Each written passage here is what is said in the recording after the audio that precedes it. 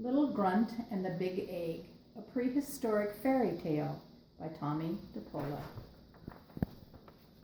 Once upon a time, in a big cave past the volcano on the left, lived the Grunt Tribe. There was Uncle Grunt, Aunt Grunt, Granny Grunt, Mama Grunt, and Papa Grunt. Their leader was Chief Rockhead Grunt, and the smallest grunt of all was Little Grunt. One Saturday morning, Mama Grunt said to Little Grunt, "Little Grunt, tomorrow the Ooga Wooga tribe are coming for Sunday brunch. Could you please go outside and gather 2 dozen eggs?" "Yes, Mama Grunt," said Little Grunt, and off he went. At that time of year, eggs were hard to find. Little Grunt looked and looked. No luck. He was getting tired. "What am I going to do?" he said. "I can't find a single egg. I'll try one more place." And it was a good thing that he did, because there in the one more place was the biggest egg Little Grunt had ever seen. It was too big to carry. It was too far to roll. And besides, Little Grunt had to be very careful. Eggs break very easily. Little Grunt thought and thought. "I know," he said. He gathered some of the thick pointy leaves that were growing nearby. He wove them into a mat. Then he carefully rolled the egg on top of it. He pulled and pulled and pulled the egg all the way home. "My goodness," said the Grunt Tribe. "Oga, oga, what an egg! That will feed us and the Ooga Woogas and even the Grizzlier tribe. Maybe we should invite them to Sunday brunch too." "I'll be able to make that special omelet I've been wanting to," said Mama Grunt. "Oga, oga, yummy, yummy," said all the grunts. They put the egg near the hearth, and then they all went to bed. That night, by the flickering firelight, the egg began to make noise. Click, quack went the egg. Click, crack, clunk. A big piece fell to the floor. Click, crack, clunk, plop. The egg broke in half, and instead of the big egg sitting by the fire, there was a baby dinosaur. "Wang!" cried the baby dinosaur, and all the Grunt Tribe woke up. "Oga, oga," they said. "What are we going to do?" "There goes the brunch," said Uncle Grunt. "What will the Ooga Wooga say?" said Aunt Grunt. "I bet I'm allergic to that thing," said Papa Grunt. Chief Rockhead Grunt said, "All I know is it can't stay." But before he could finish, Little Grunt said, "May I keep him, please, please?" "Every boy needs a pet," said Granny Grunt. Some of the grunts said yes, some of the grunts said no. But it was finally decided that Little Grunt could keep the baby dinosaur. "Against my better judgment," mumbled Chief Rockhead Grunt. "Oh, well, I suppose I can make pancakes for Sunday brunch," said Mama Grunt. "I'm going to call him George," said Little Grunt. Little Grunt and George became great pals. But there was a problem. The cave stayed the same size, but George didn't. He began to grow and grow and grow. The cave got very crowded. And there were other problems.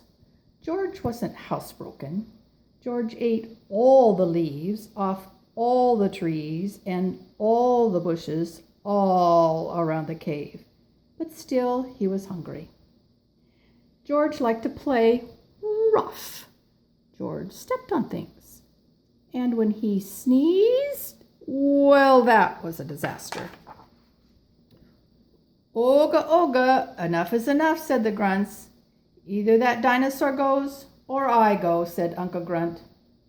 "I spend all day getting food for him," said Aunt Grunt. "Achoo," said Papa Grunt. "I told you I was allergic to him." stepped on all my cooking pots and broke them, said Mama Grunt. I guess it wasn't a good idea to keep him, said Granny Grunt. How about a nice little cockroach? They make nice pets. I'm in charge here, said Chief Rockhead Grunt, and I say that giant lizard goes. Oga, oga, yes, yes, said all the grunts. But you promised, said Little Grunt. The next day, Little Grunt took George away from the cave, out to where he had found him in the first place. Goodbye, George, said Little Grunt. I'll sure miss you. Roar, said George. Big tears rolled down both their cheeks. Sadly, Little Grunt watched as George walked slowly into the swamp. I'll never see him again, sobbed Little Grunt.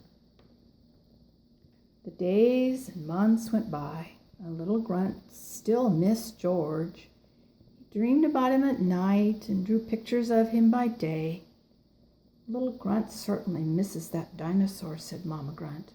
He'll get over it, said Papa Grunt. It's nice and peaceful here again, said Aunt and Uncle Grunt. I still say a cockroach makes a nice pet, said Granny Grunt. Oga, oga, torches out, everybody in bed, said Chief Rockhead. That night, the cave started to shake. The floor began to pitch, and loud rumblings filled the air. Earthquake, cried the grunts, and they rushed to the opening of the cave. No, it's not, said Granny Grunt. Look, volcano! And sure enough, the big volcano was erupting all over the place. Steam and rocks and black smoke shot out at the top. Around the cave, big rocks and boulders tumbled and bounced. We're trapped, shouted the grunts. What are we going to do? Don't ask me, said Chief Rockhead. I resign. Now we have no leader, cried Aunt Grunt. Now we're really in trouble, shouted Papa Grunt. The lava was pouring out of the volcano in a wide, flaming river and was heading straight for the cave. There wasn't enough time for the grunts to escape. All of a sudden, the grunts heard a different noise. Roar! Wonk! It's George, cried Little Grunt. He's come to save us. Oga, oga, quick, said the grunts, as they all jumped on George's long neck and long back and long tail. And before you could say Tyrannosaurus Rex, George carried them far away to safety.